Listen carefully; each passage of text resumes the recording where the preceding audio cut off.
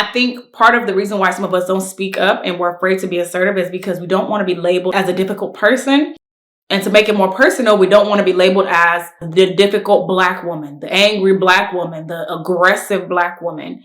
And so we keep quiet.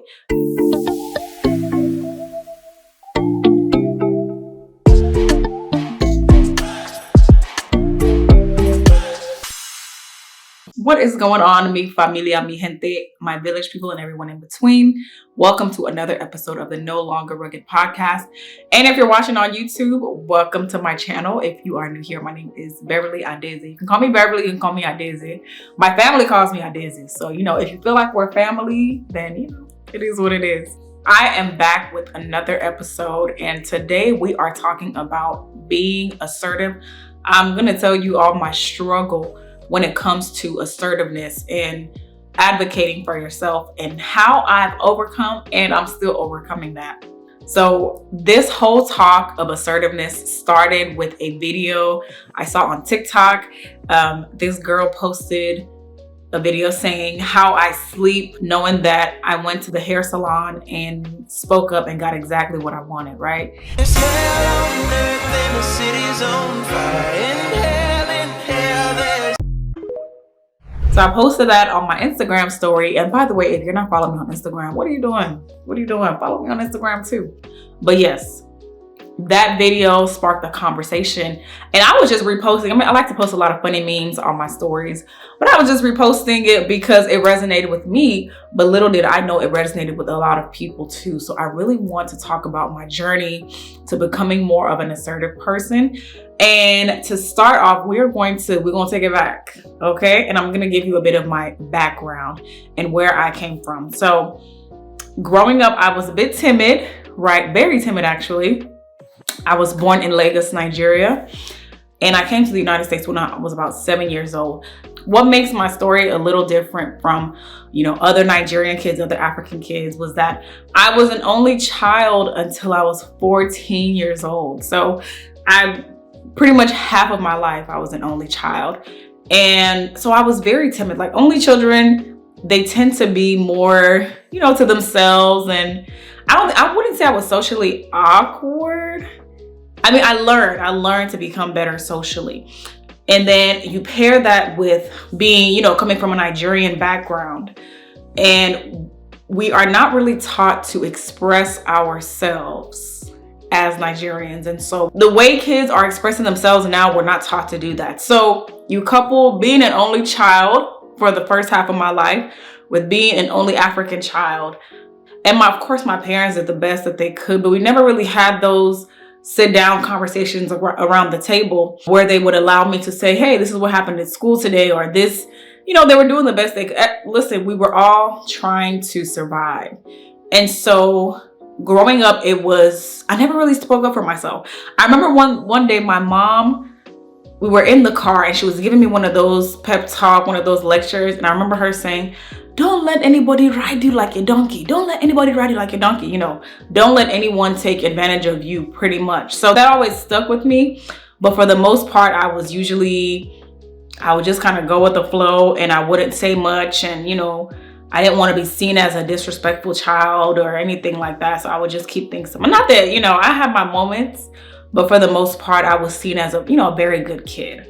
Now, I did meet someone who became like a big sister to me, and she actually helped me to, get somewhat of a voice. But I feel like when I was around her, I was a little bit more, bold. And she was very tall. She was like 6'2", so I was more bold, but even with it, I felt comfortable with her.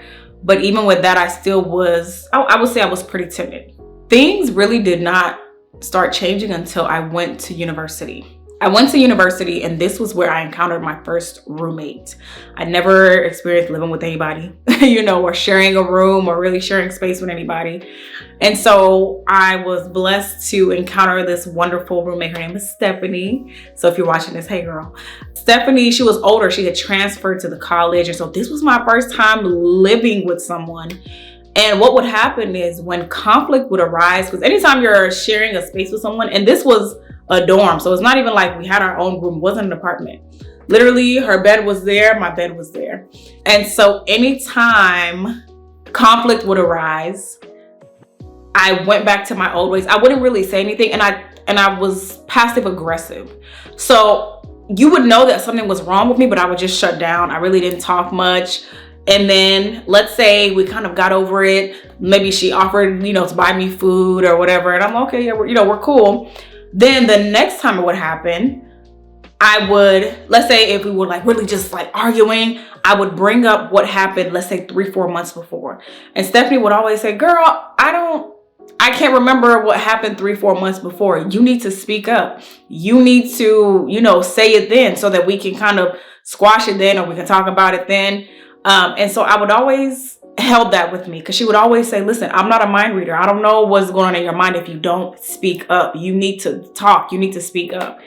And so I think that really helped me become not only a better friend, but a better communicator. And now this was in college. There was another situation, this happened in high school, where I got my hair done by this one girl. So I was supposed to get my hair done by a lady that I had gone to like once or twice. And she was really good. And for me, if I found somebody good, I stuck with them. And on this day, she ghosted me, completely ghosted me. And I'd already taken my hair down, so I was freaking out. I needed my hair done. I'm in high school. I want to look decent. And so this other girl that I was working with, she was like, oh girl, I can do your sewing. I worked with her at the grocery store. I used to bag groceries at HEB. She was like, oh yeah, girl, I do sewings all the time. And she was really cool. She was Nigerian too. I was like, okay, cool. So I go to her house. Customer. She's doing my hair and everything started off really well. Everything was good. And I noticed the first lady would braid it back. She started in a circle and, it was super flat back here, but, I have a lot of hair. So by the time she was up here, that braid was looking like a plantain.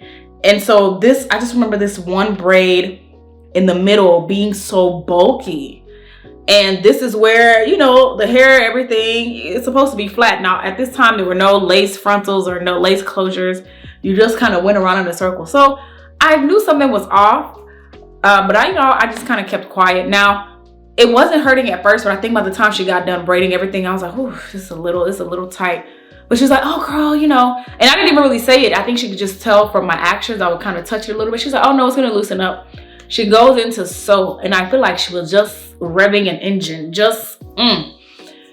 and it was super tight as well. And by the time she was done, I looked like I was smuggling like a dinosaur egg in under my wig. It wasn't even a wig. But she was like, oh girl, yeah, don't worry, it's gonna go down. It's gonna go down. Everything's gonna be flat. Yeah, turn around, so they can see everything. And the thing fits you well. I went home. I was in so much pain. I don't think I went to school the next day. My dad was like, why don't you take this thing out? If it's bothering you, take it out. And I didn't. I wanted to, because that was money, and my parents didn't have all that money to just be spending like that. And I think that was even my money because I was working. And so I went to school. Like, it got so bad to the point I took it out maybe like within 3 days, and I had scabs. And I feel like it's because of that girl. My middle is the texture is a little straighter, but I didn't speak up for myself. When it was tight, I should have said, hey, that's a little bit too tight before she finished the whole head. When I saw myself and I was like, I'm not feeling this, I should have spoken up, but I didn't. And I just went on. I was in pain and I just wasted money. So fast forward to today, it's been a process, but I'm actually very proud of myself. And every time I advocate for myself, I become like, I'm filled with like this sense of pride, because it can even still be a fight. And, when I get my nails done, I remember I was getting my nails done not too long ago, not these nails, but she was doing like, a little stripe, a little design here. And I remember seeing that she put the design, it looked good, but it was on the wrong side of where I wanted it. And naturally, my mind is like, it's not a big deal. Like, so just let her finish. But I was like, I know it's not a big deal. She's only done one, but it's not where I wanted. And I'm paying for this. So I just politely told her, hey, do you mind putting it on the other side? And the truth is, it's not going to kill them if they have to make an adjustment. It's not going to kill them if they have to actually, do their job. I'm not mean about it. I'm not rude about it. And I think part of the reason why some of us don't speak up and we're afraid to be assertive is because we don't want to be labeled as a difficult person.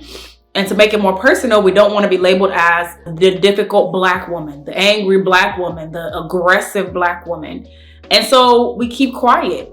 and you inconvenience yourself, because honestly, who cares if that person, yet let's say you tell them to change one thing, who cares if they go home and tell their family, oh, I can't believe this girl told me to change this one thing. Who cares? You're not going to be there to hear it. You're not going to be there to see it. And, you know, as long as you're not being rude or anything, because a lot of times we equate assertiveness to, again, aggressiveness and being rude. It's not rude. There's a way you can say something to get your point across without being disrespectful or rude, making sure that you get what you want. Things are costly in this life. Things are costly. So please, I don't have time to now get my nails done and I hate it, and then I have to go to the next person and I pay double what I should have paid, you know, and the whole time, all I had to do was speak up. I just remembered leaving a lot of places unsatisfied. I would get food and the food would come out lukewarm or just room temperature. And I'm like, I don't want to bother them. I don't want them to sit in my food. I don't want, you know. Now I try to tell them even before the food comes out, like, oh, can you please make sure it's hot? I'm not here for lukewarm food. Make sure it's hot. But, you know, there have been some times where I've had to send things back. And it's like little Adeze is still in there fighting to remain quiet and to remain timid. But I'm like, no, if I don't do this, I'm going to regret it. I'm not eating cold chicken and waffles. That's not what I'm paying for. If I wanted to eat cold food, I'll just stay home and grab food from the fridge and save my money. But yes, so what has helped me when I'm battling with, should I speak up, should I not speak up, is the fact that, one, I work hard. I work hard for my money, and things are not free. And me speaking up is not the end of the world. They will be okay. You know, they're providing a service. I'm the customer. The same if I'm providing a service to a customer, I want to make sure that I do a good job and they are pleased. Sometimes I'll be like, please speak up. Let me know, because the last thing you want is to do what you think is a great job and somebody's leaving unhappy. So I would even rather people speak up with me. And again, realizing that it is their job. That's not an excuse to be rude to any service worker or anything, but that's what they're getting paid to do. They're getting paid to be there and to service you. So it's okay. Like, they're not gonna have a seizure because you ask them to do their job. And then also, we have to get rid of this what will they think mentality. Child, they're not, I can guarantee you that they don't really think about you, or they don't really care about you as much as you think.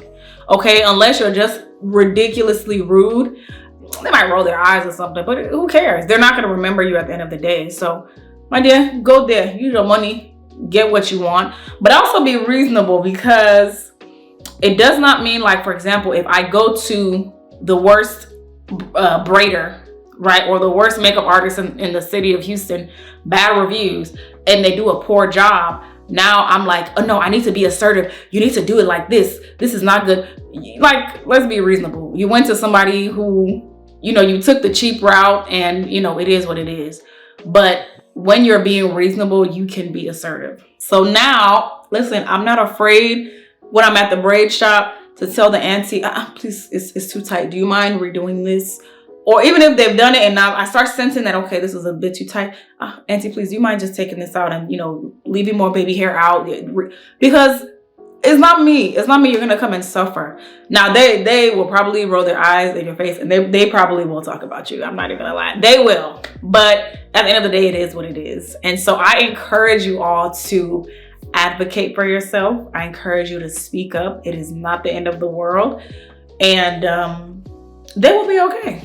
They will be okay. Me, I'm still learning. There's still that tug of war whenever, you know, I'm like, I need to be assertive, but I'm actually very proud of myself, because more times than not, I'm speaking up for myself. I'm setting boundaries. I'm saying, hey, you know, that's not going to work for me. Or, hey, you know, can we do it like this?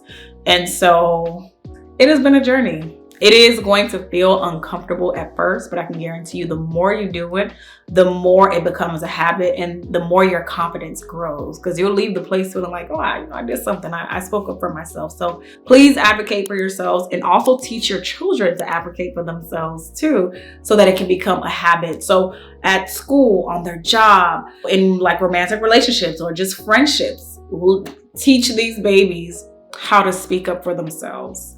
I hope you all enjoyed this episode. I'm excited to crank out more, but in the meantime, follow your girl on all social media platforms, and I will see you next time.